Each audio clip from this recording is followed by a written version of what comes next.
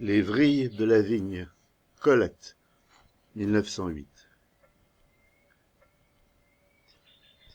Autrefois, le rossignol ne chantait pas la nuit. Il avait un gentil filet de voix et s'en servait avec adresse, du matin au soir, le printemps venu. Il se levait avec les camarades dans l'aube grise et bleue, et le réveil, effarouché, secouait les hannetons endormis à l'envers des feuilles de lilas. Il se couchait sur le coup de 7h, 7h30, n'importe où, souvent dans les vignes en fleurs qui sentent le réséda, et ne faisait qu'un somme jusqu'au lendemain. Une nuit de printemps, le rossignol dormait debout sur un jeune sarment, le jabot en boule et la tête inclinée comme avec un gracieux torticolis.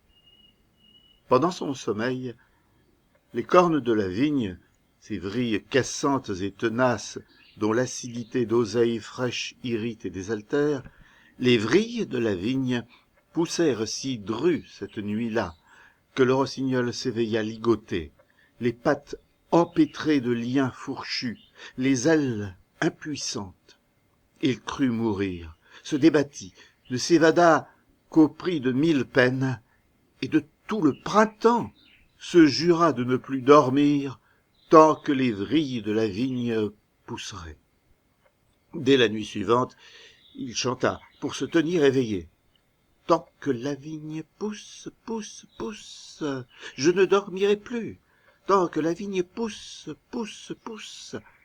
Il varia son thème, l'enguirlanda de vocalises, s'éprit de sa voix, devint ce chanteur éperdu, enivré et haletant qu'on écoute avec le désir insupportable de le voir chanter. J'ai vu chanter un rossignol sous la lune, un rossignol libre et qui ne se savait pas épier. Il s'interrompt parfois, le col penché, comme pour écouter en lui le prolongement d'une note éteinte. Puis il reprend de toute sa force, gonflé, la gorge renversée, avec un air d'amoureux désespoir. Il chante pour chanter, il chante de si belles choses qu'il ne sait plus ce qu'elles veulent dire. Mais moi j'entends encore à travers les notes d'or, les sons de flûte grave, les trilles tremblées et cristallines, les cris purs et vigoureux. J'entends encore le premier chant naïf et effrayé du rossignol pris aux vrilles de la vigne. Tant que la vigne pousse, pousse, pousse, cassante tenace, les vrilles d'une vigne amère m'avaient lié, tandis que dans mon printemps je dormais d'un somme heureux et sans défiance. Mais j'ai rompu, d'un sursaut effrayé, tous ces fils tors qui déjà tenaient à ma chair, et j'ai fui. Quand la torpeur d'une nouvelle nuit de miel a pesé sur mes paupières, j'ai craint les vrilles de la vigne, et j'ai jeté tout haut une plainte qui m'a révélé ma voix.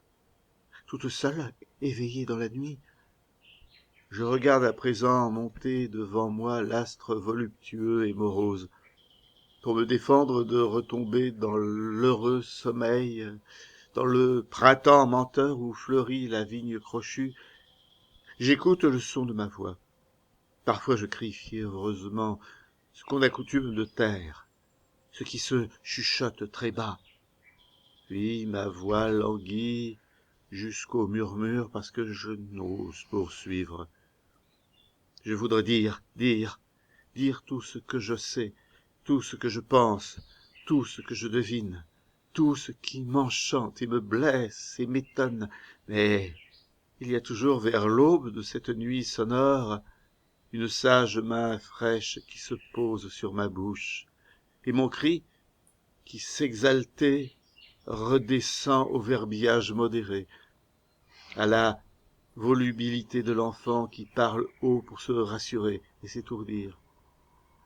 Je ne connais plus le somme heureux, mais je ne crains plus les vrilles de la vigne.